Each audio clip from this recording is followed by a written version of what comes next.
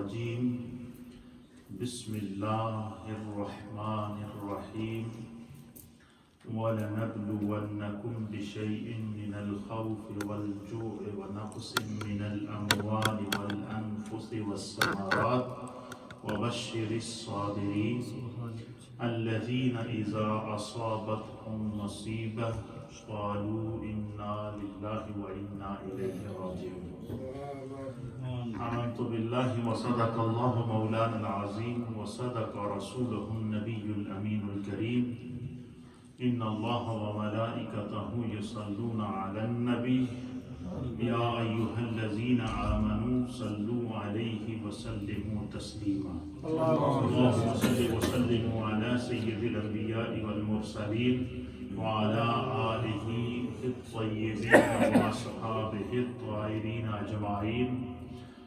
حضرات محترم، ہماری یہ جو ہفتہ وار مجلس ذکر و دعا ہے، اس میں اللہ کے فضل و عطا سے ہم نبی اکرم صلی اللہ تعالیٰ علیہ وآلہ وسلم کے دین کی کوئی نہ کوئی بات سیکھتے ہیں، خدا کا ذکر کرتے ہیں، تسبیحات پڑھتے ہیں، تحلیلات پڑھتے ہیں، اپنے رب کی طرف متوجہ ہوتے ہیں.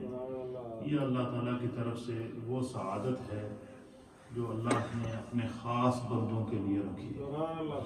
اولیاء کاملین کی آپ پوری زندگی کو اٹھا کر دیکھیں کہ ان کی زندگی کے اندر اللہ تعالیٰ کے ذکر کے لیے خاص اوقات مقرر ہوتے تھے، جس میں وہ اپنی ساری مصروفیات کو نکال کر پورا ہفتہ دیکھیں ہم مصروف رہتے ہیں.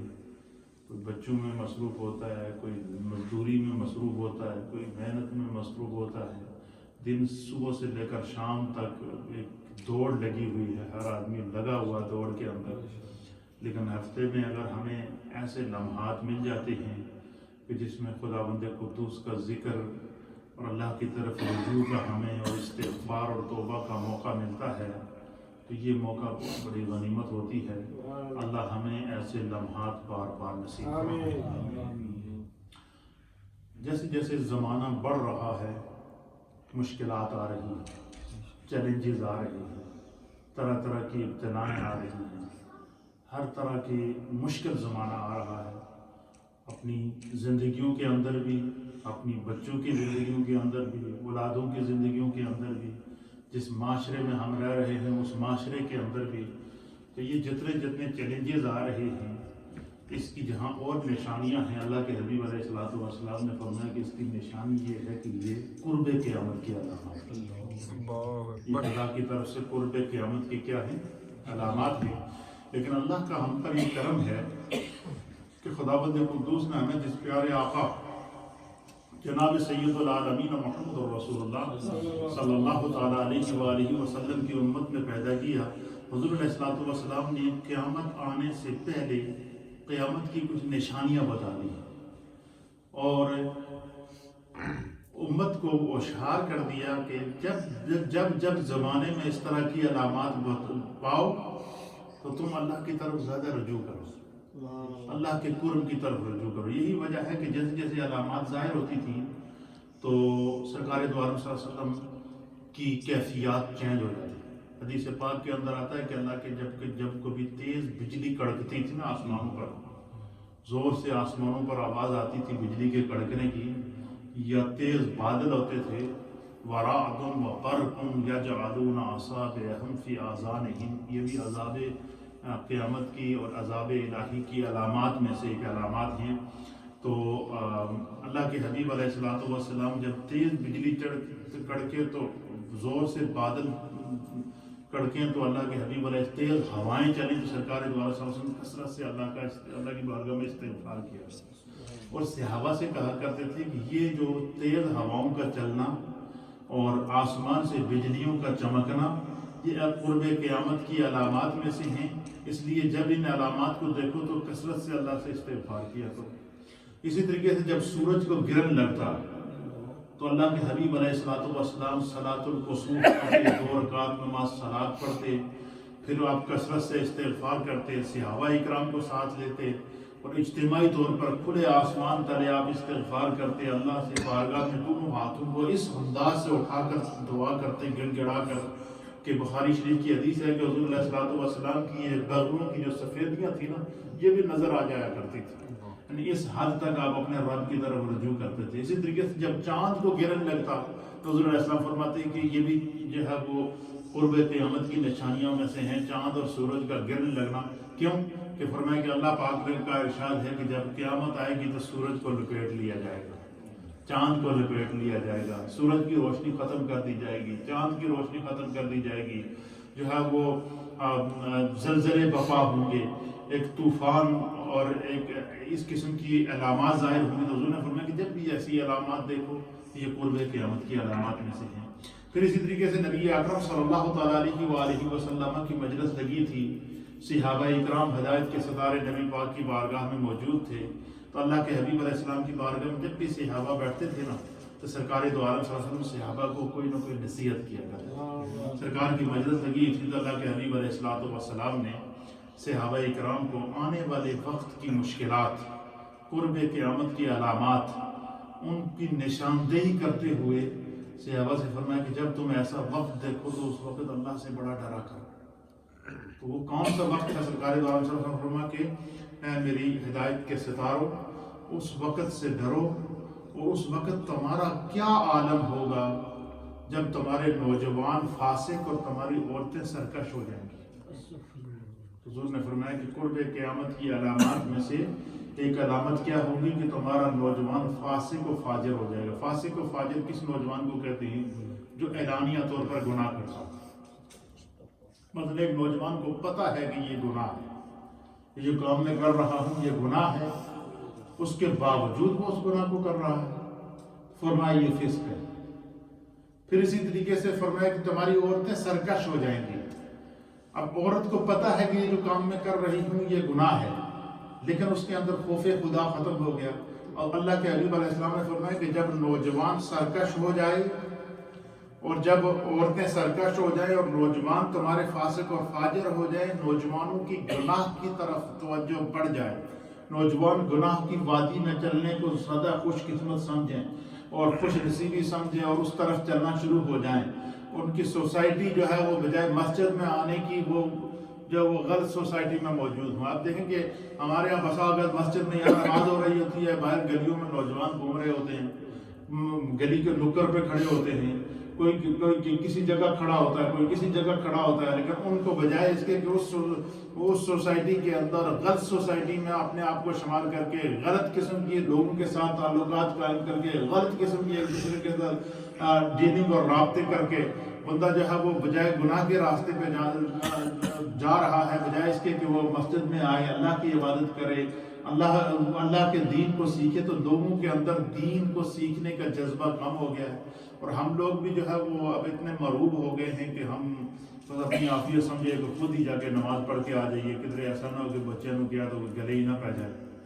لیکن اپنی طرف سے ہمیں یہ کوشش کرنی ہے کہ کسی نہ کسی ذریعے سے جب بندہ خود آئے گھر سے تو وہ اپنے بچوں کو اس طرف ترغیب دے کہ چلو نماز کا ٹائم ہے بیٹا نماز پڑھ لیں، نیکی کی طرف ترغیب دے۔ تو حضور علیہ السلام نے فرمایا کہ جب اعلانیہ طور پر نوجوان فسق کی طرف جائیں گے اور عورتیں اعلانیہ طور پر سرکش ہو جائیں گی، وہ گناہ کو گناہ نہیں سمجھیں گی اور گناہ کو ہلکا جانیں گی اور گناہ کو دیکھ کر ان کے اندر خوف خدا پیدا نہیں ہوگا، تو اللہ کے حبیب علیہ السلام نے فرمایا کہ پھر تم قیامت کا انتظار کرو۔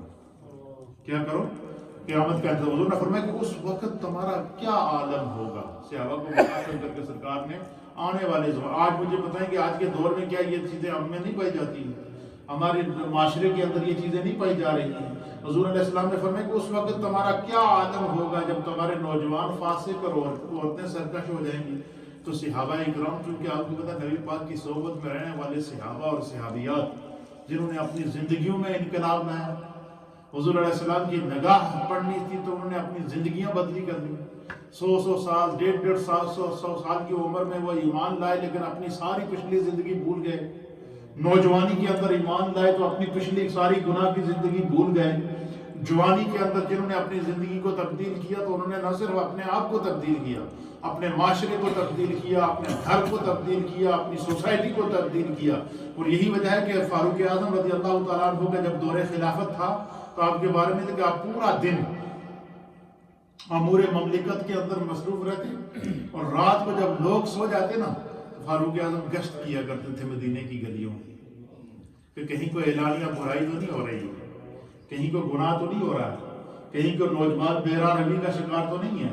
تو آپ جو ہے وہ اس طریقے سے پھر ایک جگہ گزر رہے تھے آپ گھر کے پاس سے، تو آپ نے دیکھا کہ ایک گھر کے اندر سے رونے کی آواز آ رہی ہے، تو آپ وہاں رک گئے۔ تو آپ جب رک گئے تو آپ نے، امیر المؤمنین ہیں، گھر سے رونے کی آواز آ رہی، تو آپ نے معلوم کیا کہ معلومات کرو کیا وجہ ہے۔ تو آپ نے دیکھا کہ ایک خاتون ہے، اس کے یتیم بچے ہیں، گھر میں کھانے پینے کے لیے کوئی چیز نہیں ہے، تو اس نے چراغ گل کیا ہوا ہے، اندھیرا کیا ہوا ہے، تو آگ جلائی ہوئی ہے، اور پانی ایک دیچکی کے اندر پانی ڈال کے اس نے چولہے پہ چڑھایا ہوا ہے، اور اس کو ہلا رہی ہے تاکہ بچے یہ خیال کر رہے ہیں کہ ماں کچھ پکا رہی ہے اور پکے گا تو ہم کھائیں گے۔ تو وہ یہ کرتے کرتے وہ بچے جو ہے تاکہ سو جائیں۔ آپ کو جب پتہ چلا تو آپ کی آنکھوں میں آنسو آ گئے۔ آپ نے فرمایا کہ عمر، خدا نے تمہیں یہاں کی حکومت دی ہے اور تیری رعایا میں یہ بچے بھوکے مرے، اور اس گھر میں کھانے کے لیے کچھ نہیں۔ آپ وہاں سے بیت المال گئے، بیت المال سے آپ نے پوری غلے کی بوری بھری، اس کے اندر آٹا رکھا، اس کے اندر چینی رکھی، اس کے اندر جو اس دور کے اندر کھانے پینے کی اشیاء تھی وہ جمع کرنے کے بعد حضرت فاروق اعظم نے خادم سے کہا کہ اس بوری کو اٹھا کر میرے کندھے پہ رکھو۔ کیا کیا؟ میرے کندھے پہ رکھو۔ تو اس نے، خادم نے کہا کہ امیر المؤمنین یہ میں اٹھا کے لے جاتا ہوں۔ تو آپ نے فرمایا قیامت کے دن میرا بوجھ تو نہیں اٹھا سکے گا، میں نے ہی اٹھانا ہے۔ یعنی خوف خدا کا یہ عالم تھا کہ نوجوان جب فاروق اعظم کی مجلس میں آتے تھے تو وہ ایک عجیب کیفیت ہوتی تھی۔ امام فخر الدین رازی رحمۃ اللہ علیہ نے سورہ رحمان کے اندر ایک آیت ہے، وَلِمَنْ خَافَ مقام ربہ جنتان۔ اللہ فرماتا ہے کہ جس شخص کے اندر خوف خدا پیدا ہو جائے نا دنیا میں، تو مقام ربہ جنتان، اللہ اس میں 2 جنتاں دے۔ جس نوجوان کو جوانی میں خوف خدا پیدا ہو جائے، اللہ کیا فرماتا ہے کہ میں اس کو کیا کروں گا؟ 2 جنتیں دوں گا، 2 جنتیں۔ فاروق اعظم رضی اللہ تعالیٰ عنہ کے دور میں ایک نوجوان تھا، بڑا خوبصورت نوجوان تھا، بالکل جوانی کی عمر تھی، اور اس کی ایک عادت تھی، وہ عادت یہ تھی کہ وہ پہلی صف میں آ کر فاروق اعظم کے پیچھے 5 وقت کی نماز جماعت سے پڑھتا تھا۔ پہلی صف میں آ کر 5 وقت کی نماز کیا کرتا تھا؟ جماعت سے پڑھتا تھا، اور گھر سے پیدل چل کے آتا تھا۔ تو وہ نماز کے لیے آ رہا تھا تو اس کے راستے میں ایک گھر تھا فاحشہ عورت کا، جو اعلانیہ طور پر لوگوں کو گناہ کی طرف بلاتی تھی۔ تو وہ عورت جو ہے نا وہ اس چکر میں لگی ہوئی تھی کہ یہ نوجوان ہے، کتنا خوبصورت ہے، یہ روز ہمارے گھر کے سامنے سے پیدل گزر کے جا رہا ہے، لہذا اس نوجوان کو ہم جو ہے وہ اپنے جال میں گرفتار کرتے ہیں۔ تو اس نے پہلے بہت کوشش کی لیکن اس نوجوان نے اس طرف توجہ نہیں دی، وہ نکل جاتا تھا۔ پھر ایک دن اس نے کہا کہ اچھا یہ اپنے آپ کو بہت بڑا سمجھتا ہے، اب دیکھیں خدا کی طرف سے جب آزمائش آتی ہے تو کس طرح کی آزمائش ہوتی ہے۔ تو وہ اس عورت نے اپنی 2 خادمائیں اپنے گھر کے باہر کھڑی کر دی۔ اس کو امام فخر الدین رازی نے اس آیت کی تفسیر کے تحت لکھا، وَلِمَنْ خَافَ مَقَامَ رَبِّهِ جَنَّتَانِ، تفسیر کبیر کے اندر۔ تو وہ اس گھر کے باہر اس نے اپنے دو عورتوں کو کھڑا کر دیا کہ جیسے ہی یہ نوجوان اس کے گھر دروازے کے سامنے سے گزرے نا، اس کو پکڑو اور پکڑ کر گھسیٹ کر اس کو اندر لے آؤ۔ اچھا، اب وہ نوجوان جب صبح فجر کا ٹائم تھا، اندھیرا تھا، وہ گھر سے نکلا وضو کر کے، مسجد آ رہا تھا، آگے 2 فاحشہ عورتیں گھر کے باہر کھڑی تھیں، انہوں نے ایک نے ایک بازو سے پکڑا، دوسرے نے دوسرے بازو سے پکڑا، اور اس کو گھسیٹ کر جب وہ اندر لے گئی اور دروازے کو کنڈی لگا دی، اور اسے کہا کہ ہم اتنے دن سے تمہیں فالو کر رہی ہیں، تو ہماری طرف توجہ نہیں دیتا، لہٰذا اب یہاں کوئی دیکھنے والا نہیں ہے، تو تم ایسا کرو کہ ہمارے ساتھ زنا کرو، غلط کام کرو، برائی کرو، بے حیائی کرو، طغیانی کرو، فحاشی کرو۔ اب اس نوجوان کو انہوں نے جب عورتوں نے گھیر لیا، اب اس نے دیکھا کہ بچنے کا کوئی راستہ نہیں، تو اس نے اللہ اکبر کہا اور استغفر اللہ پڑھتے ہوئے ایک چیخ ماری اور وہ نوجوان وہاں فوت ہو گیا۔ کیا ہو گیا؟ فوت ہو گیا۔ جب فوت ہو گیا تو اس عورت نے جب دیکھا کہ یہ تو معاملہ بڑا خراب ہو گیا، یہ تو اب گلے پڑ گیا، لینے کے دینے پڑ گئے، تو اس نے ایسا کیا جی کہ اس نے ان عورتوں سے کہا کہ اس کو اٹھا اور اٹھا کر باہر گلی میں، چونکہ اندھیرا ہے کوئی دیکھ نہیں رہا ہے، تو اس کو اٹھا کر جو ہے وہ باہر گلی میں پھینک دو۔ تو اس کو انہوں نے اٹھا کر باہر گلی میں پھینک دیا۔ گلی میں پھینک دیا۔ صبح مسجد نبوی سے جب لوگ نماز پڑھ کے تو واپس آ رہے تھے تو کسی نے راستے میں دیکھا کہ نوجوان جو روز مسجد میں نماز پڑھنے آتا تھا وہ تو باہر گلی میں پڑا ہوا، مرا ہوا پڑا ہے۔ تو وہ انہوں نے اس کو اٹھایا، اٹھا کر گھر لے گئے تو جیسے ہی گھر اس کو چارپائی پہ لٹایا نا، اس کو ہوش آ گیا، نوجوان کو اس کو ہوش آیا۔ تو گھر والوں نے پوچھا بھائی تیرے ساتھ کیا ماجرا ہوا؟ تو اس نے کہا جی کہ یہ میرے ساتھ معاملہ ہوا، بچنے کی کوئی صورت نہیں تھی، تو میں نے اللہ کی بارگاہ میں جو ہے وہ استغفار کر کے چیخ ماری کہ مولا تو ہی بچانے والا ہے۔ بس یہ واقعہ وہ نوجوان بیان کرتا تھا، اس نے پھر چیخ ماری ہے۔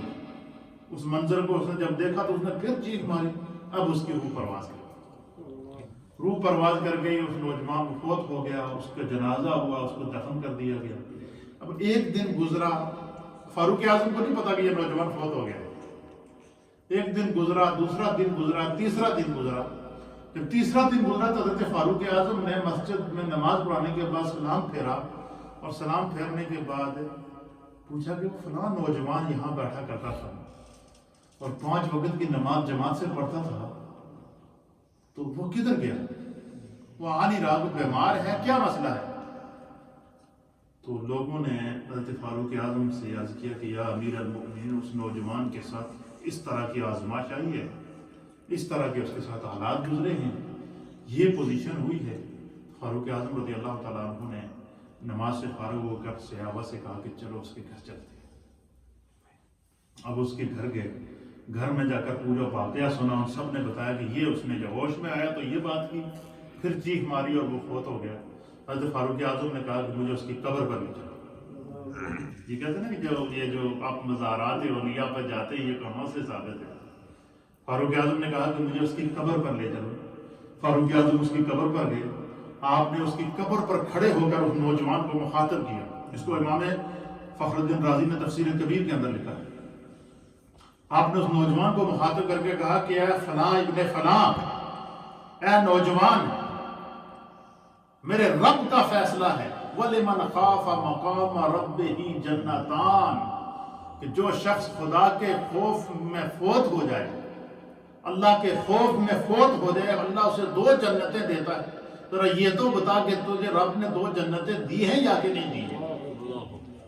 جی فاروق اعظم نے اس نوجوان کی قبر پر کھڑے ہو کر کہا کہ ذرا یہ تو بتا، صحابہ ساتھ موجود، قبر کے اوپر کھڑے ہو کر فاروق اعظم اس سے کہتے ہیں کہ ذرا یہ تو بتا کہ تو اللہ کے خوف میں تو نے اپنی جان دی ہے، اللہ کے خوف سے تو نے اپنے آپ کو گناہ سے بچا کے رکھا ہے، تو نے اپنی جان دینا تو گوارا کر لی، لیکن تو نے جو ہے وہ گناہ نہیں کیا، تو بری سوسائٹی کے اندر نہیں گیا، تو بری صحبت کے اندر نہیں گیا، تو خوف خدا میں اپنے آپ کو تو نے رب کے حوالے کر دیا۔ تو میرے رب کا فیصلہ ہے وَلِمَنْ خَافَ مَقَامَ رَبِّهِ جَنَّتَانِ، کہ وہ جو شخص اللہ کے خوف میں فوت ہو جائے خدا اسے 2 جنتیں دیتا ہے۔ ذرا یہ تو بتا کہ کیا اللہ نے تجھے 2 جنتیں دی ہیں یا کہ نہیں دی ہیں؟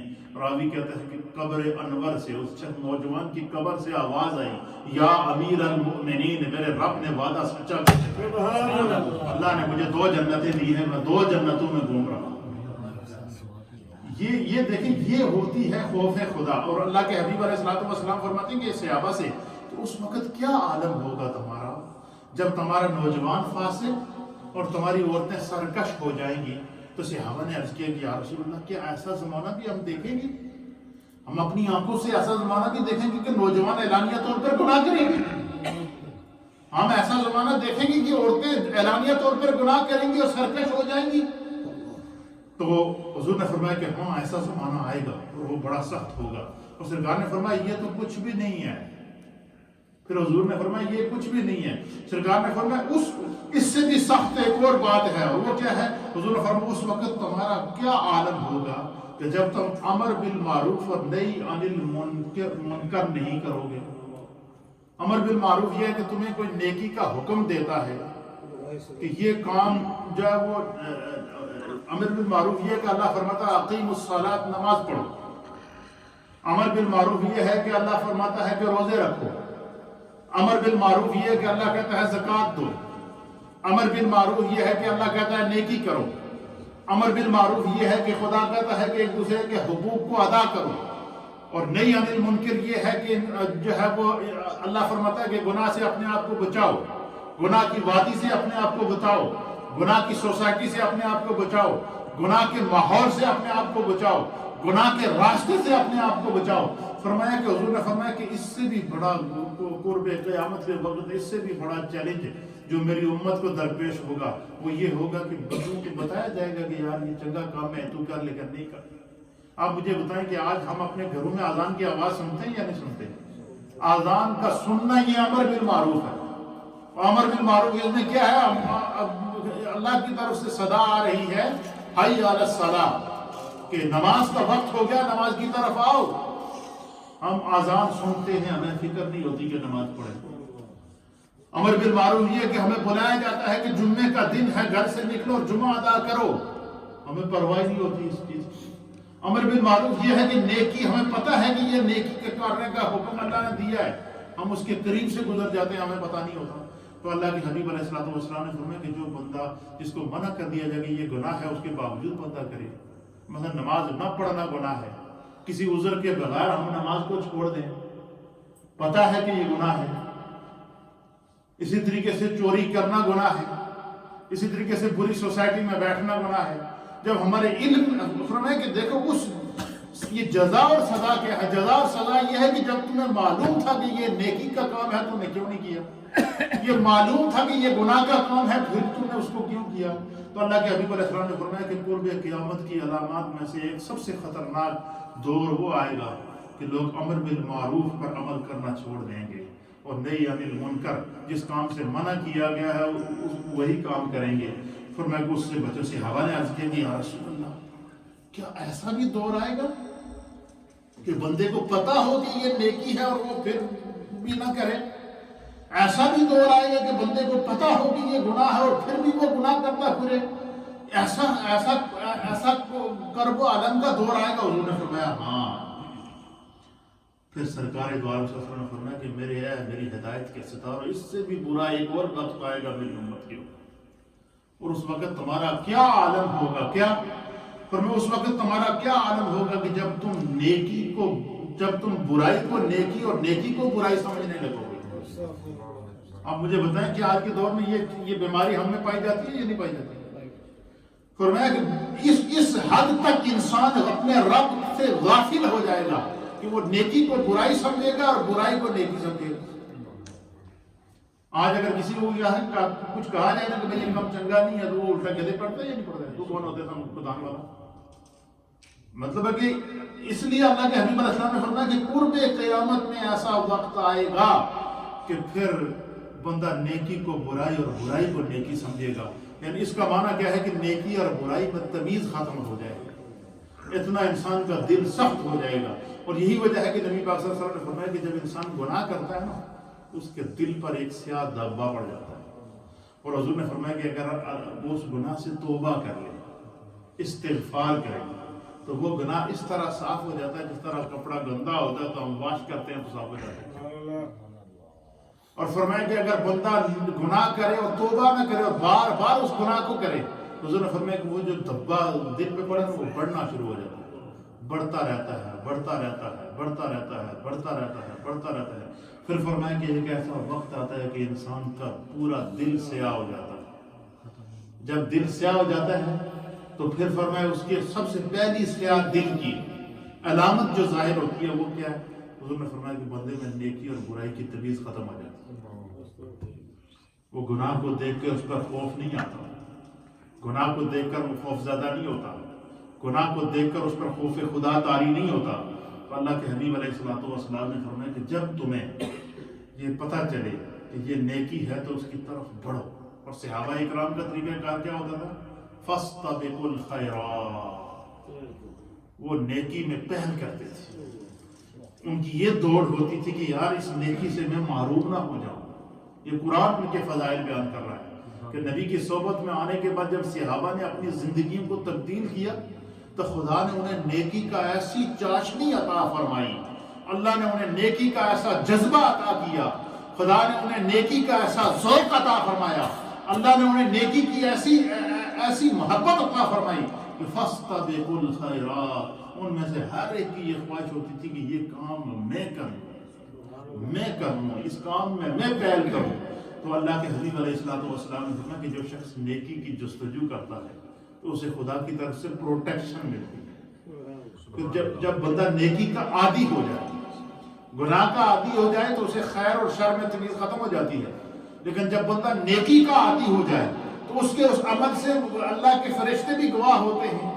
تو فرمایا کہ پھر جب بندہ اپنی عادت نیکی والی بنا دے، سوچ نیکی والی بنا دے، خیال نیکی والا بنا دے، تصور اور تخیل نیکی والا بنا دے، تو فرمایا کہ اگر بے خیالی میں اس کا قدم گناہ کی طرف بڑھ بھی جائے نا، اس کے اندر جو خدا نے ایک جذبہ تقویٰ پیدا کیا ہے، نور تقویٰ پیدا کیا ہے، وہ تقوی کا نور اس کے قدم کو گناہ سے روک دیتا ہے، اس کی زبان کو گناہ سے روک دیتا ہے. یہی وجہ ہے کہ اللہ تعالیٰ قرآن کے اندر فرماتا ہے کہ جو لوگ نماز کے عادی ہیں، نماز کے جو لوگ کیا ہیں؟ عادی اور پابند ہیں، جنہیں نماز رہ جائے تو وہ بے چین ہو جاتے ہیں اور ان کی کوشش ہوتی ہے کچھ بھی ہو جائے میں نماز نہ چھوڑوں. تو فرمایا ان الصلاۃ تنہی عن الفحشاء والمنکر. نماز کے جہاں اور فائدے ہیں وہاں جو دنیاوی فائدہ ہے وہ فائدہ کیا ہے؟ فرمایا کہ انسان کی زبان ہر قسم کی بے حیائی اور بری باتوں سے رک جاتی ہے. اللہ اس کی زبان کو بے حیائی اور بری باتوں سے روک دیتا ہے.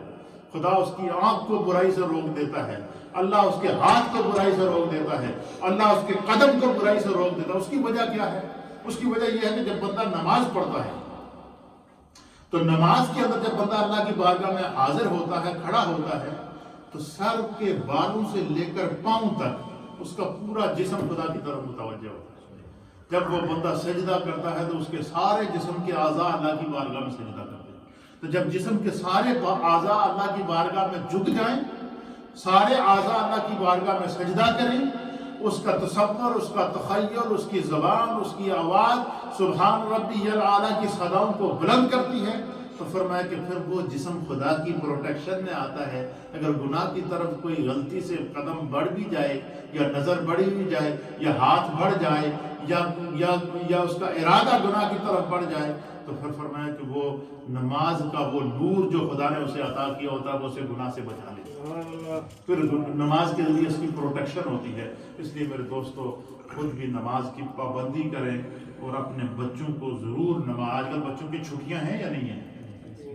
2 ہفتے چھٹیاں ہیں نا، کم از کم ایک نماز یا 2 نمازوں کے اندر تو آپ بچوں کو ساتھ لا سکتے ہیں نا.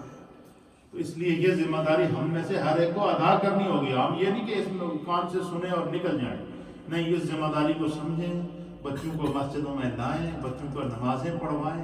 ان چھٹیوں کے دنوں کے اندر بچے یہاں آئیں، نماز پڑھیں، پتہ چلے جائے اس کے ابھی سب بچے گھر نہیں کھیل رہے ہیں اور کیا کرنا انہیں، پلے اسٹیشن ان کے سامنے کھلے ہوئے ہوں گے یا فٹ بال میچ دیکھ رہے ہوں گے. لیکن اگر وہ صرف آدھے گھنٹے کے لیے مسجد میں آئیں، نماز پڑھ کے جائیں اور اس ماحول تبدیل کرنا، یہ ہماری ذمہ داری ہے. ہم سب کے بچے مشترکہ بچے ہیں. اللہ ہمیں اس ذمہ داری کو سمجھنے کی توفیق عطا فرمائے.